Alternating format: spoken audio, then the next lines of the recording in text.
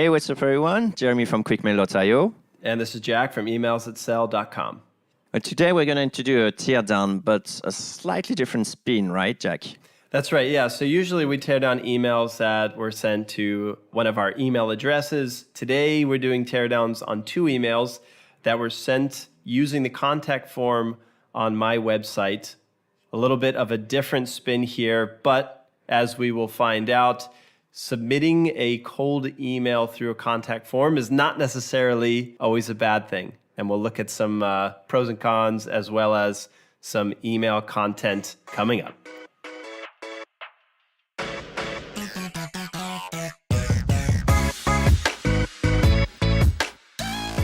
So here's the first message. Subject line is quick question. And I'll go ahead and give it a quick read through here, and then we'll start tearing it down. So here's how it begins. I'm very impressed with your company. After diving into your website, it looks like a great place to work. Quick question. This week, as part of our Employee Appreciation Bonanza, I have 15 big snack boxes filled with 15 delicious, better-for-you snacks to give to cool companies, and yours really stands out. Do you know who is in charge of snacks at your office? Would you mind forwarding this message, please? Here are more details, website URL. I really appreciate your help. Thank you. Signature, done. Okay, so let's start tearing this down. Let's start, as usual, with the subject line. Quick question. Jeremy, any comments from your side? No, I think it's fair. Let's leave it as a quick question. There you go. Okay, so it opens up. I'm very impressed with your company after diving into your website. It looks like a great place to work. All right, so if they really were on my website, I'm not sure what on earth would tell them it's a great place to work. I'm working remotely. I don't have an office. So I'm scratching my head here. This tells me that this was sort of a batch and blast campaign. Maybe they said, hey, let's find companies on, I don't know, this website, Crunchbase or Angel or LinkedIn, whatever, and we're going to send them a bunch of emails through the contact form. So minus points from me on that. Well, definitely a great place to work, right, Jack? I don't know. The boss is kind of a jerk. I know, he's the nicest one I know. But jokes aside, if you say, it looks like a great place to work, usually you're actually thinking of applying. So I would think, automatically reading that this is someone who is a candidate, right? So the expectation on my end is okay, well, what's next, Are you looking for hiring? But it turns out that it's not. So it's kind of out of the topic here, in a sense. It's like taking a detour to actually come to talk about something else. It's weird. Very true.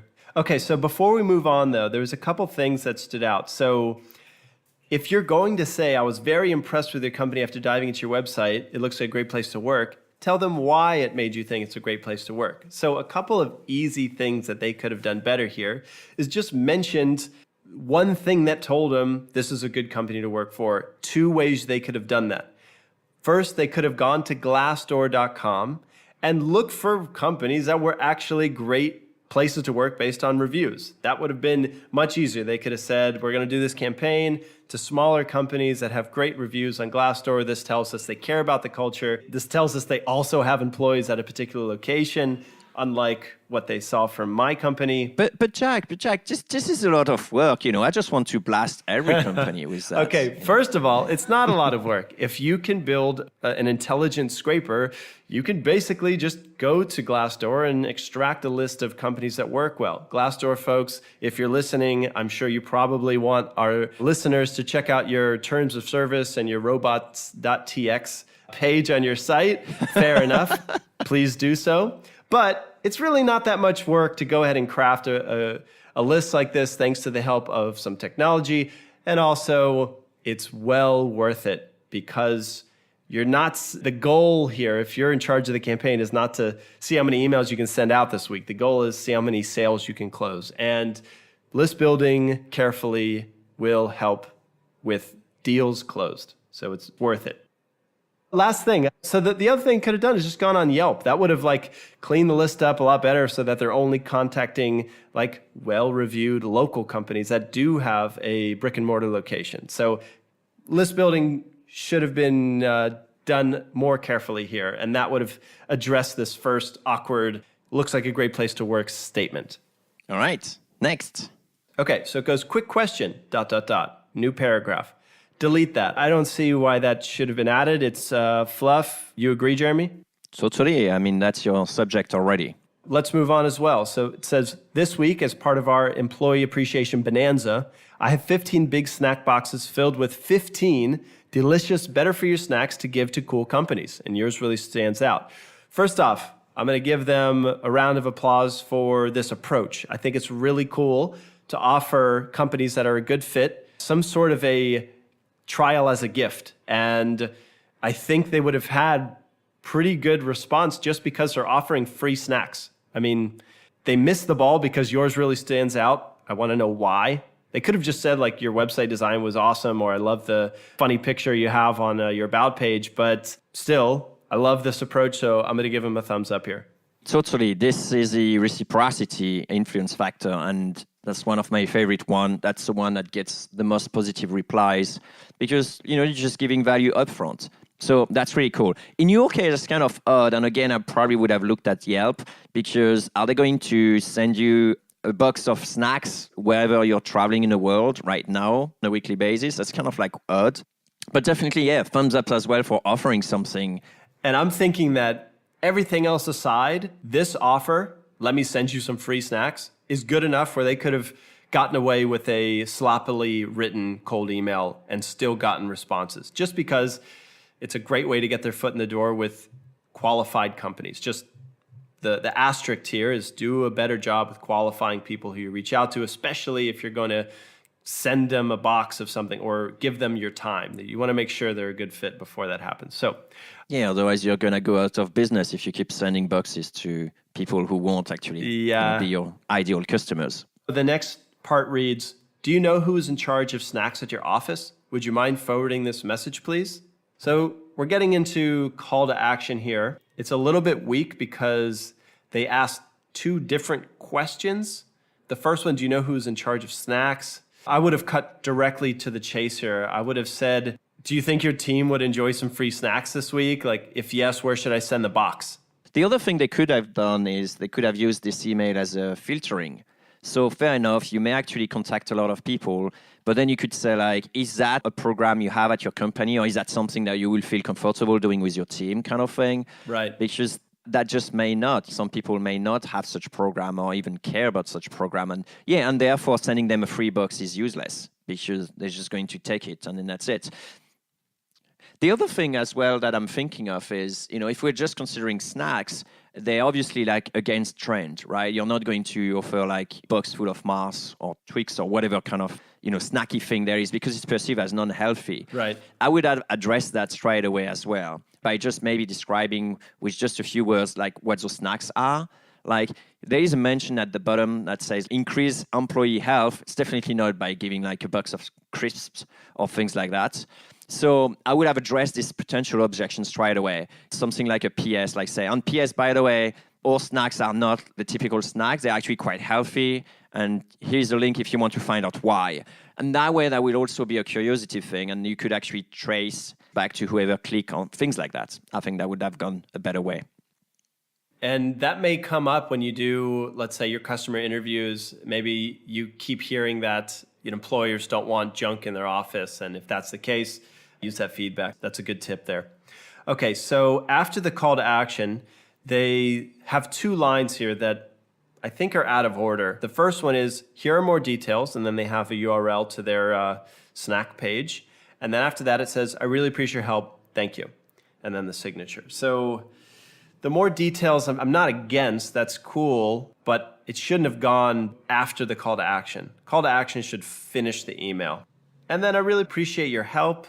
I don't have anything wrong with that, but it adds to the message that could have been shorter, more to the point, pithier, and I think just a nice sign off, like looking forward to sending you some healthy work snacks, comma, and then signature may have done the job a little bit better. Yeah, another thing as well is I would actually use location at this stage. Oh, nice. There is no mention of location. Again, if they would have used Yelp, they would have probably figured out maybe you're not the type of business that they should contact. But at the end of the day, if you're starting to bootstrap a business or launch a business, because it looks like it, otherwise you use some authority or some other influence like, hey, we've been serving some companies in your neighborhood for the last 6 months. There really seems to get a kick out of that. That boosts the employee, productivity, whatever kind of thing that you can have. Is that something you're open to try? Would be much more powerful. And obviously they're trying to bootstrap something. But then in this case, I would say at least use some leverage. And definitely a good leverage is like, hey, I'm in the neighborhood. I'm just starting this snack business. It's really healthy snack. Is that something we can discuss? Or do you want like a free box kind of thing? I'm just around the corner so we can chat or stuff like that. But using definitely something that will build a bridge in that direction, like, hey, I want to help a local business, those sort of thing will actually be way more powerful than helping a remote person, getting his box of snack every week. I don't know. That's weird. Last thing for me on this is they miss an opportunity to drop in some social proof. I'm sure they have at least one customer. And if they would have name dropped that customer and targeted companies in the neighborhood of that business, saying, hey, we're delivering to X company. Since we're in your neighborhood, we want to offer, this cool little 15 snack box promotion. Should we drop it off next time we're nearby? That would have done two things, just brought it home. Like, this is a local startup helping. And it also would have said, like, other companies have voted for this, have said this is worthwhile, and that's why we think you would enjoy it too, or that's why you can sort of trust that it's a good idea. They wouldn't have to mention that. It's implied when they mention the company that they're delivering to. All right, awesome. Let's move to email 2 now, Jack. Also submitted on my contact form, subject reads, need live phone leads for your business? And here it goes. It says, good afternoon. My name is blank and I work for Agile Marketing Solutions. We are known for our user-friendly lead generation service. I know you are busy running your business. The purpose of my contact today is to identify the appropriate person so I can tell you more about our online lead generation services and discuss how our exclusive phone leads can benefit your business. If you are the appropriate person to speak with, what does your calendar look like? If not, who do you recommend I talk to? Thank you for your time and consideration. All right. A lot to unpack here. Jeremy, kick things off with the subject line. And for our listeners who don't have this email in front of them, the subject line is written out with the first letter of each word capitalized. Need live phone leads for your business, ? So subject line, it could be okay, but straight away, this is a filtering already in the subject line. It could work. It's not necessarily something bad. But the way it's written, it's kind of weird. Like you say, it's capitalizing each letter. So I'm feeling like the target of, an advertisement straight away. And that's not really someone looking to open a conversation with me. Even though the question could be sort of like very similar. But I think that could be well done to set the tone. But I guess they're consistent with the whole email. The tone is the same regardless.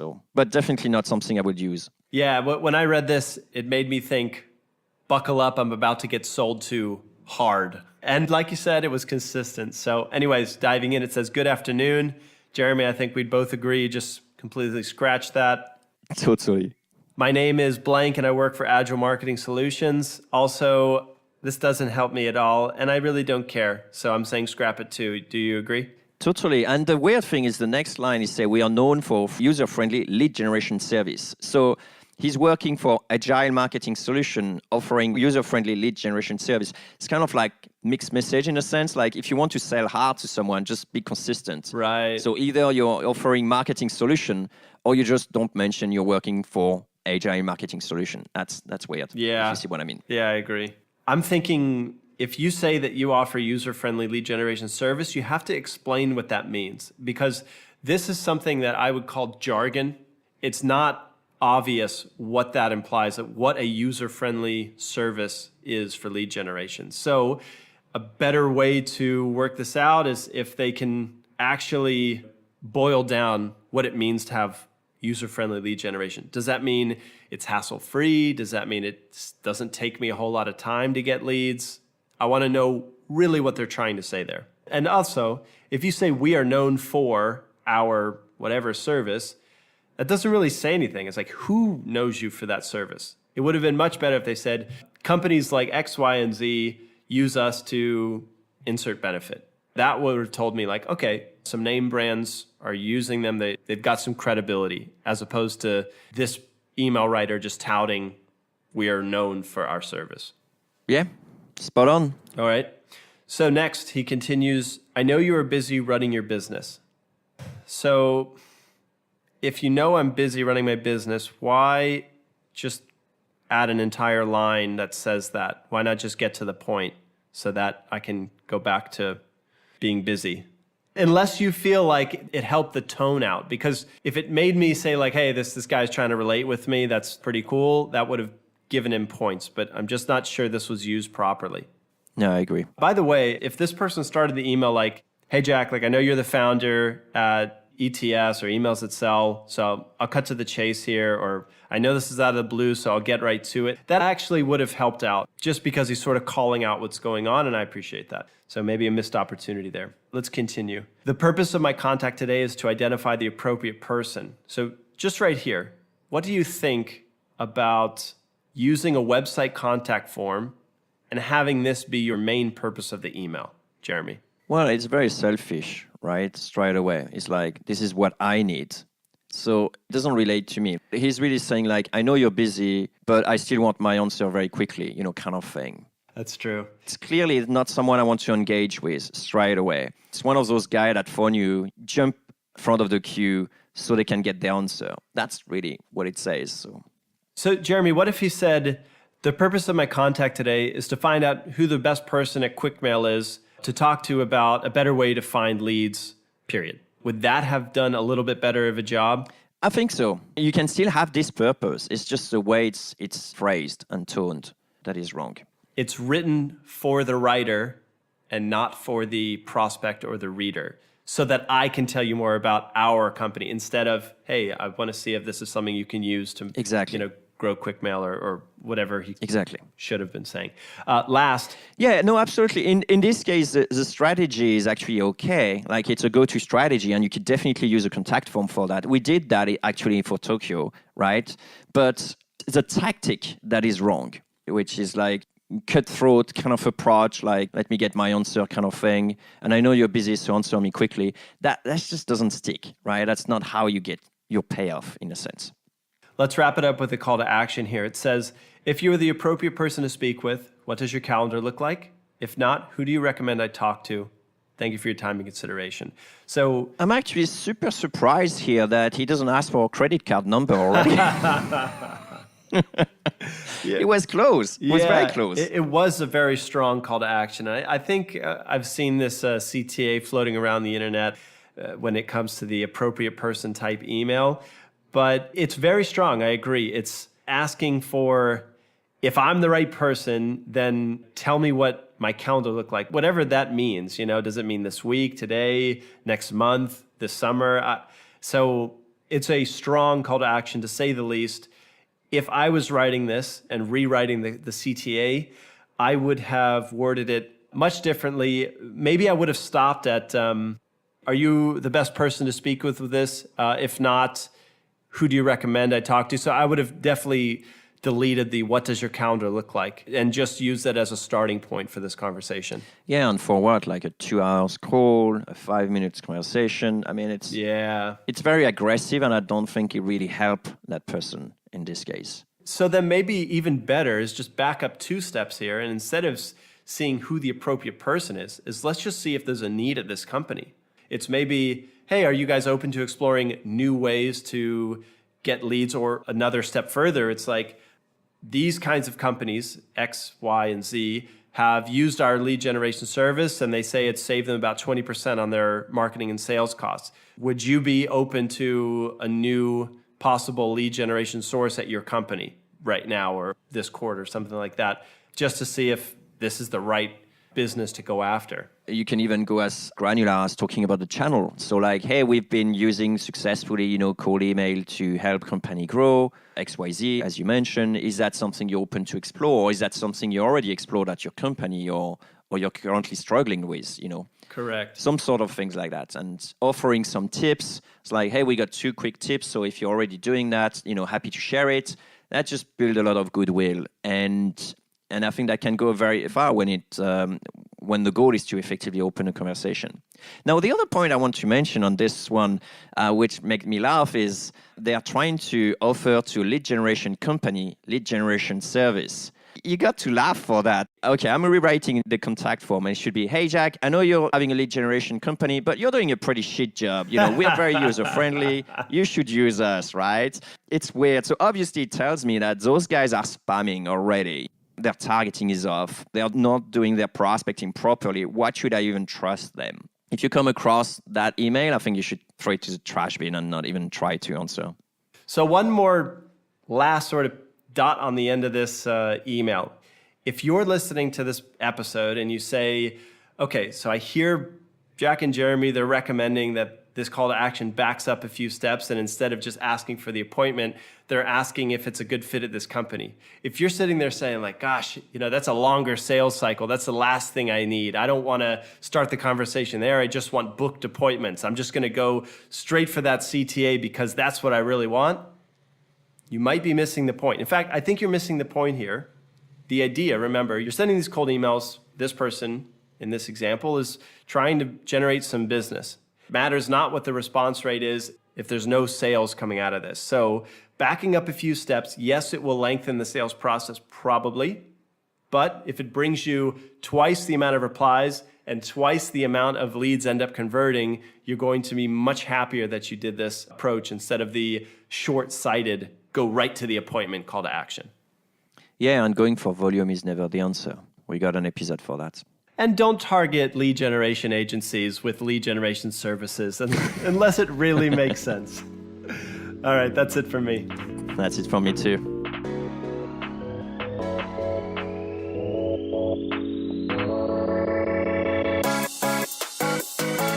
Hey, cold emailer. Yeah, you. If you got some value from this episode, give us a high vibe by sharing a 2-sentence review on iTunes. Or Stitcher or TuneIn. That works too. It's a quick way to help other growth-minded folks like us find this podcast. So they can send awesome emails. And make everyone's inbox a better place. Thanks.